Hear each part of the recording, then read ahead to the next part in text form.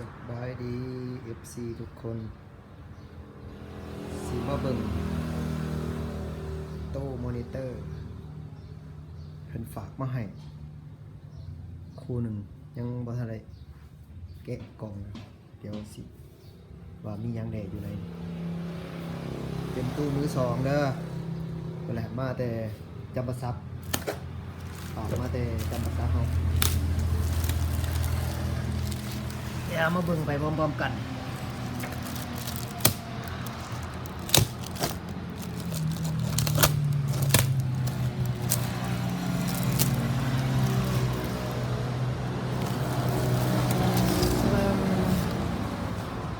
เอามาคู่หนึ่ง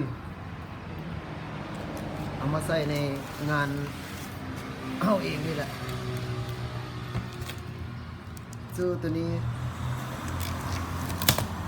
ใส่งานมาโน้นละจะได้เห็ดสีใหม่ปลูกไปละ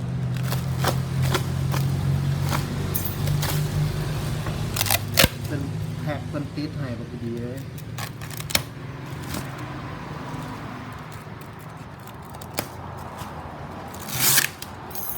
มีลูกค้าหลายคนอยู่อยากให้เฮ็ดสีให้ใหม่แต่ว่า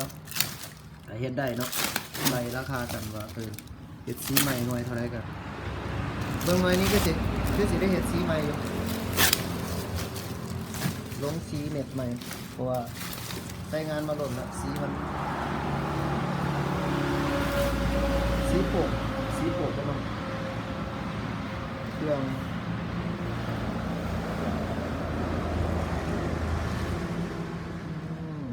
แข้งจำปาสักสาขานากระสังเมืองโขง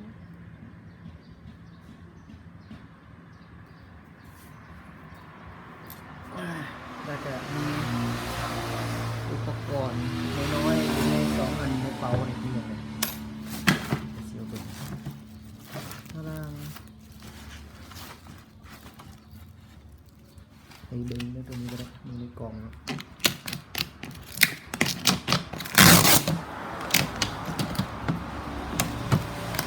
เปิดฝาพลังนี่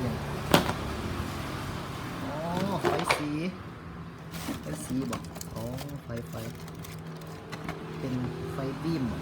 เขาเรียกไฟอะไรไฟบีมไฟมีไมโครโฟนจะได้ใส่อยู่ไมค์นี้ฝากมาให้ได้ใส่ก็ได้ใส่กันลองดู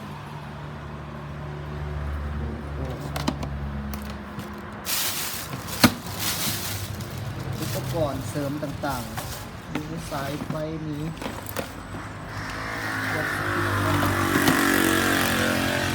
มากจะเป็นสายลำโพงสายลำโพงสายตู้เครื่องบริไซโดนพี่น้องเอ้ยแซวชะเลยเขามาใจเอาเขาเจ้าพุ่มเขาเจ้าโค้งพุ่มมาแหงสิใจเอามีไมโครโฟนตัวหนึ่งปักไฟบนดีต้องมาให้ใส่ครับตัวนี้ใส่ได้แต่ตอนนี้สติ๊กคอนหลายๆตัวมีสติ๊กคอนแล้วก็เป่าคนดีๆเดี๋ยวมาเบิ่งในเป่าเลยนี่เดี๋ยวปาดเป่าก่อนเดี๋ยวปาดเสื้อออกแล้วมาเบิ่งกันนี่อย่างนี้พลังโอ้พี่น้องรอรุ่นได้เป็นอย่างนี้อยู่ในนี้โมเมนต์งูเห่างูสาเลยพลังนี่ไฟ LED เฮ้ยมีจักรหลอกแป๊บหนึ่งค่อยๆย่านมันแตกไฟมันจะคล้องกันนี่มาแล้วไฟสีเฮามาแล้วกำลังปรับปรุงวงอยู่เด้อน้องเด้อฝากติดตามน้ำแน่ก็เดียวกันนี่พลังมาแล้วดอกหนึ่งนี่ทำไปแบบนี้ขนาดมาให้จักหลอกบุนี่อุ้ยค่อยเดี๋ยวมันสิโปกพลังนี่ดอก ที่สองโอ้กี่ฝุ่นเกาะเต็มเลยดอกที่สามที่สามดอกพลังนี่ดอกนี้เนี่ยต้องรุ่นนี้บอกมันมีสายไฟหลายเส้นรุ่นนี้มีหลายเส้นอ๋อมันเป็นรุ่นมันไฟกับไฟหู้เด้อเรื่องไฟสีนี่ก็จะเป็นประมาณนี้แหละเขาเจ้าฝากมามีเครื่องไฟสี3 หลอดมอนิเตอร์แล้วก็มีไมโครโฟนแจ็คสปีกคอนสายลำโพงแล้วก็ไฟอันนี้ไปอย่างเพิ่นไปบีมน้อยเพิ่นบีมน้อยบ่ค่อยฮู้กันเลยอ๋อมีใครเคยเห็นแหน่ใครเห็นก็คอมเมนต์บอกกันเด้อมันเป็นไฟแนวใดบ่ฮู้ว่าชื่อไฟก็ได้บ่เคยใช้คือกันเนาะ